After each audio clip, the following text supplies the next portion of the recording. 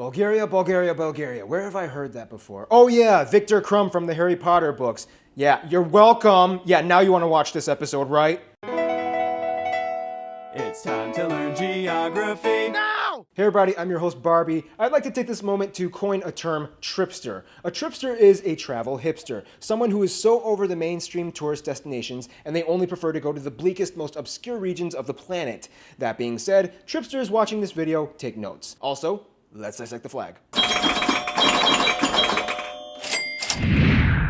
The flag is a tricolor consisting of 3 equally sized horizontal bands, white, green, and red. When it comes to symbolism, even Bulgarians themselves aren't 100% sure exactly what each band means. However, it's generally accepted that they are inspired by the Pan-Slav nationalist movement colors. However, it's also kind of accepted that these are the definitions. The white represents love and peace and freedom and spirituality. The green represents the youthfulness as a new liberated state, agriculture, character, and the beauty of nature. And the red represents the valor and, once again, the blood spilled of those who fought for the country and for the heroes of Bulgaria. Okay, that was kind of easy. Moving on.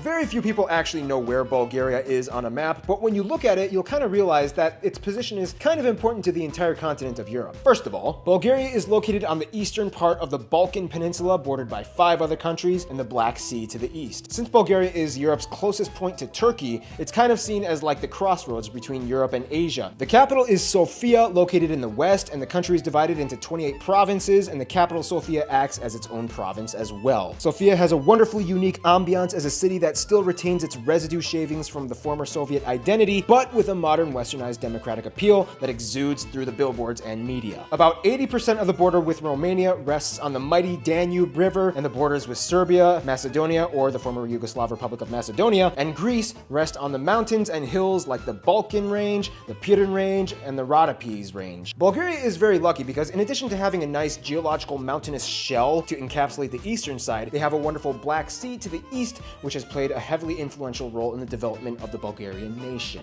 The coast is classified as a humid subtropical climate zone with an abundance of pristine golden beaches, the most popular ones off the coast of Varna and Burgas. In the Black Sea, Bulgaria owns 5 small islands and islets, each named after a saint and each with a unique charm and backstory. For example, St. Thomas Island is one of the only places in all of Bulgaria where cacti grow, St. Ivan Island, which supposedly has the remains of John the Baptist from the Bible, and St. Anastasia Island, which had a jail that prisoners escaped from long ago. Bulgaria's land comprises of a lot of history, to say the very least. In the south, by the Gorna Krepost, you have the Perperikon, the Thracian city ruins of the strange ancient culture of the Thracians. In Kazanluk, you have the Thracian tomb of Kazanlak. Yeah, the ancient culture of Thrace had kind of a lot to do with this area. Nobody quite exactly knows what the downfall of the Thracians were, but reading into historical accounts on how they acted on a regular basis, it's not that hard to speculate on a few probable theories. We're sociopaths. Yes, you are, Thrace.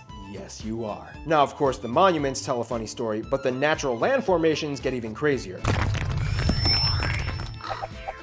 The Bulgarians have a saying: when God divided up the nations amongst the people, the Bulgarians were late, so instead God gave them a piece of heaven. Now, whether or not you agree or disagree with that, you can't deny the fact that Bulgaria does have some pretty nice grounds. First of all, the country is divided into 2 general topographical areas: the mountainous east with the Balkan, Rila, and Rhodopes ranges, and the low-lying flatter Danube Valley and the Gorno-Trakiska lowlands, in which multiple rivers and lakes can be found, in addition to the majority of agriculture plots and grazeland for livestock. Speaking of which, if there's one thing that Bulgarians are proud of, and I'm not even joking, every single Bulgarian I talk to has mentioned this, it would be their unique yogurt. Now, a lot of countries make great yogurt, and people will tell you that the Balkans was actually the birthplace of yogurt. However, Bulgaria is the only place in the world where the yogurt is fermented with the Lactobacillus bulgaricus culture that is only found in the air of Bulgaria. This bacterium gives the yogurt a distinct twang and flavor unlike any other yogurt, and with the milk coming from cows or sheep that typically graze off of high herb-rich pastures, enriching the product with even more health benefits. You come to Bulgaria, we don't mess with our dairy products. You buy it, you buy it! Of course, you also have the Black Sea, which Bulgaria has been dependent on for centuries for trade and business, but also has been capitalizing on for tourism. Many Europeans consider the Black Sea coast as kind of like their secret getaway spot that nobody really knows about because everybody's so concerned about thinking that Barcelona and Nice are the only places that you can go to. Ugh, Valencia? I've been so over that for years. I prefer Burgas. Of course, you've probably never heard of that. Now, here's the cool thing. Because of natural borders by mountains in conjunction with wind and weather patterns and water flow, Bulgaria is home to a wide variety of entertainingly strange natural landmarks, such as the Belogradchik eroded rock cliffs, the stone mushrooms of Beliplast, the Popti Kamani stones. Also keep in mind the Popti Kamani area, in addition to the Tabernas region of Spain, is one of the only two naturally occurring deserts in all of Europe. And then we get to something that Bulgaria is definitely not in short supply of: caves and waterfalls. We reach places like the Devil's Throat Cave with the world's highest underground waterfall, the Devetashka Cave with holes in its ceiling, the Eyes of God Cave in Prohodna. In fact, Bulgaria has over 4,500 charted caves in its entire country. Also, keep in mind, 32 of the 37 species of bats in Europe call Bulgaria home. So if there's one thing you can take away from this, it's that Bulgaria is a very cavey place. Waterfalls also speckle the landscape, mostly in the eastern mountainous regions. The tallest one in the Balkans being the Resko Praskalo, the picturesque Krushuna Falls, and the town with the most fortunate fairy tale view, Vrasta, which has the Skaklia, a waterfall looming above their skyline on the mountain, ever flowing from the cliffs adjacent to the direct vicinity of their town. Oh my gosh, it's so beautiful. I just can't even. Now, if you ask Bulgarians, one more thing that they'll tell you that they're proud of is their roses. Roses are cultivated all across the entire country, but most heavily in the Rose Valley just below the Balkan mountain range. Bulgaria produces over 70% of the world's rose oil, a substance used by pressing on the petals and also most commonly used in perfumery. They have so many roses that typically the abundance allows them to have rose festivals in which they parade around with roses, have a rose queen beauty contest, and they kind of just end up dancing around and throw roses all over the place. Kind of like the La Tomatina festival in Spain, except it's a lot cleaner and more better smelling. Wow, that's the second time we've contrasted Bulgaria with Spain. Let's see if there's any more parallels in.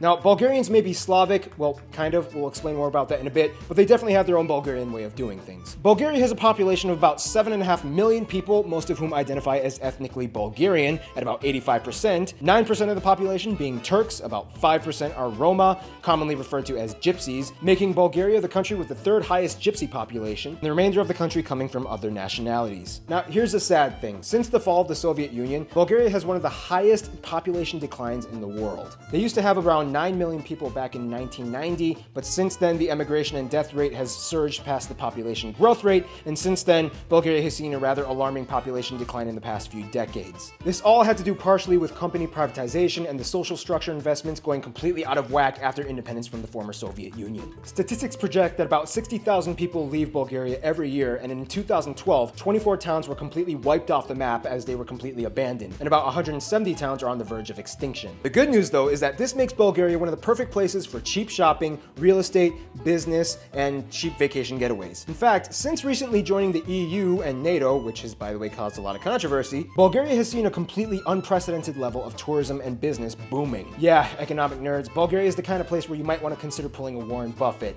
I'm just saying. Ethnic Bulgarian people will tell you that they have roots from the Bulgar tribes, which nomadically came from the eastern regions of Eurasia, as far speculated as the Central Asian regions, until they eventually settled down into what is now known as modern Ukraine. Eventually they came down and mixed in with the Slavs and formed Bulgaria. So technically, a lot of people in Bulgaria could have Central Asian roots, and considering how far the Huns extended their reaches, that's not completely out of the question. Culture-wise, Bulgaria is proud to proclaim itself as the birthplace of the Cyrillic alphabet, used by over 250 million people in Eastern Europe and Central Asia, extending as far as Mongolia. Oh, and one more thing, just like we talked about in an earlier video, like some regions in Albania, Bulgaria is one of the only few places in the world where people shake their head to say yes and nod their heads to say no. Now let's talk about the people Bulgaria interacts with.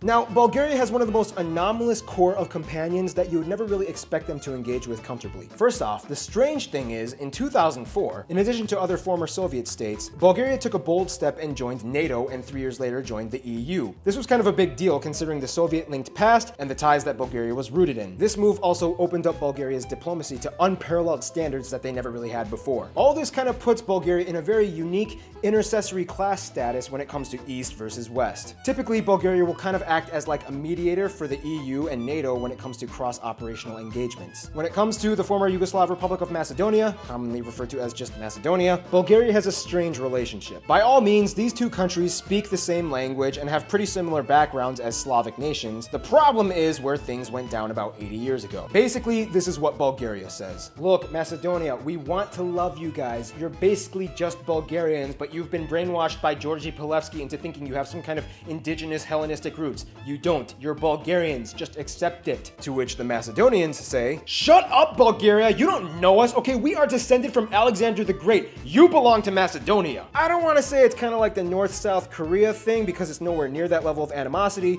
but in a fundamental sense, ideologically, it is kind of like the North-South Korea thing. They generally do not favor Turkey that much because for 500 years they were under the Ottoman Empire and they pretty much hated every second of it. It wasn't until the 19th century when they finally gained their independence with the help of the Russians fighting alongside with them. This means that Russia is kind of seen as like the brother friend of Bulgaria. Even though in every aligned organizational sense they kind of took every step away from Russia, and even though they were kind of taken over by the Soviets for a long time, tensions are low and they still get along great. However, Romania is kind of seen as like the new boyfriend that Bulgaria just started dating. Especially after joining the EU, relations grew fast, the presidents regularly visit each other and hang out, business is great, ferries and bridges connect the two countries across the Danube, where people love to visit each other, and Romanian-Bulgarian marriages are not uncommon. In conclusion, wax your mustaches and put on your skinny jeans, because if you are so over the mainstream, you might want to just stop by and smell the roses.